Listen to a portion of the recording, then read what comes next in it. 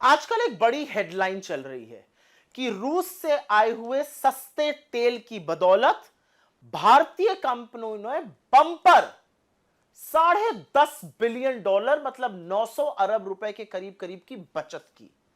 अब सवाल यह है कि इसमें आपको क्या मिला? क्या आपके पेट्रोल और डीजल के दाम कम हुए? और उसका जवाब तो हम भी जानते हैं कि वो ना है। तो समझना जरूरी है कि तेल का खेल चल क्या रहा है। तो सबसे पहले दो चीजें समझ लीजिए। ऑयल जगत में दो तरह की कंपनीज होती हैं, upstream and downstream. Upstream companies होती हैं जैसे कि ओएनजीसी, ऑयल इंडिया, रिलायंस भी अपस्ट्रीम कंपनी है। रिलायंस डाउनस्ट्रीम में भी है। इसके अलावा आईओसी, एचपीसीएल, बीपीसीएल, ये डाउनस्ट्रीम कंपनीज होती हैं। ये जो कंपनीज हैं, अपस्ट्रीम कंपनीज जो हैं, ये तेल खोजती हैं, ये एक्सप्लोरेशन करती हैं, सी में, लैंड में, हिल्स पे ये तेल खोजने का काम करती हैं। जो तेल कच्चा आता है उसको प्रोसेस करने का, उसको रिफाइन करने का काम ये कंपनीज करती हैं। ये बाजार में तेल बेचती हैं।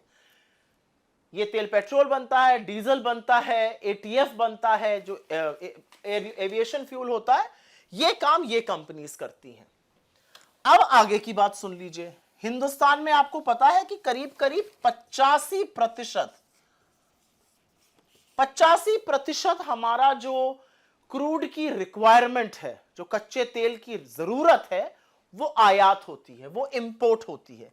और यह आंकड़ा नरेंद्र मोदी जी के प्रधानमंत्री बनने के बाद और बढ़ा है, क्योंकि देश में एक्सप्लोरेशन घटा है।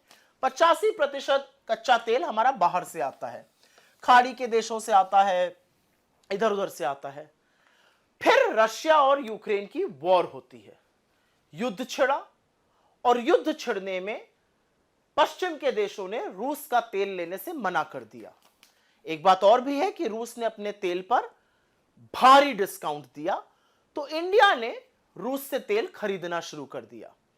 रूस सस्ता तेल इंडिया को बेच रहा था, और इतना तेल आ रहा है रूस से कि रूस जो कभी बड़ा मामूली सा खिलाड़ी होता था, आज मतलब हमारे ट्रेडिंग में, आज हमारे ट्रेडिंग पार्टनर्स की टोली में शामिल हो गया। हमारे और उनके बीच सबसे बड़ी कमोडिटी ऑयल की ट्रेड हो रही है। और तो और वित्तीय वर्ष 2023 में और वित्तीय वर्ष 2024, यह आंकड़ा याद रखिएगा, रूस से आया हुआ तेल वित्तीय वर्ष 2023 में 21.5% था सारे आए हुए तेल का, और यह संख्या 2024 में बढ़कर 36% हो गई। जहां तक मेरी याददाश्त है, मुझे लगता है 223 मिलियन टन तेल हमने आयात किया था वित्तीय वर्ष 2024 में, उसमें से 36% अकेले और अकेले रूस से आया था। एक बात और भी है कि रूस जो है तेल जो हमें दे रहा है, वो बाकी जगहों से आ रहा है, वो 10 से 12% उसका दाम कम है। रूस हमें कम दाम पर तेल बेच रहा है। रूस की देखा देखी और भी देशों ने हमें डिस्काउंट दिया। ईरान ने दिया, सऊदी अरेबिया ने दिया, जहां से हमारे जो ट्रेडिशनल हमारे सप्लायर्स रहे हैं कच्चे तेल के, उन्होंने भी डिस्काउंट दिया। अब आप ये सोचेंगे कि 10 से 12% अगर दाम कम आ रहा है तो इसका फायदा किसको पहुंच रहा है? क्योंकि आपको तो नहीं पहुंच रहा है, आप तो अभी भी पेट्रोल और डीजल के वही दाम दे रहे हैं। तो फायदा पहुंच रहा है 5 कंपनियों को, IOC, HPCL, BPCL, Reliance industries और नियारा एनर्जी। इन लोगों को फायदा पहुंच रहा है।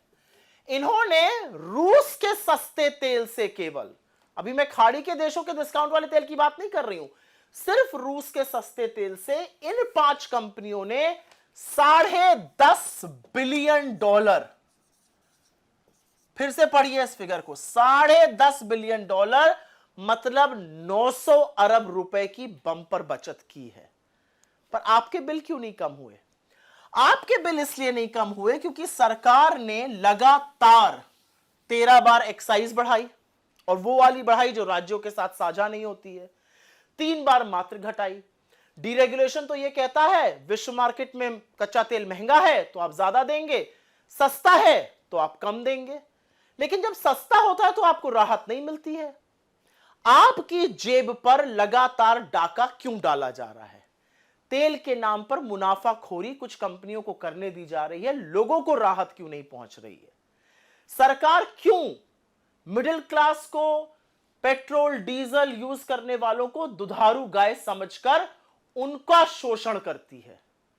यह मुनाफाखोरी नहीं तो और क्या है? यह आपकी जेब पर डाका नहीं तो और क्या है? रूस से सस्ते तेल में लोगों ने बचत की $10.5 बिलियन, 900 अरब रुपए की।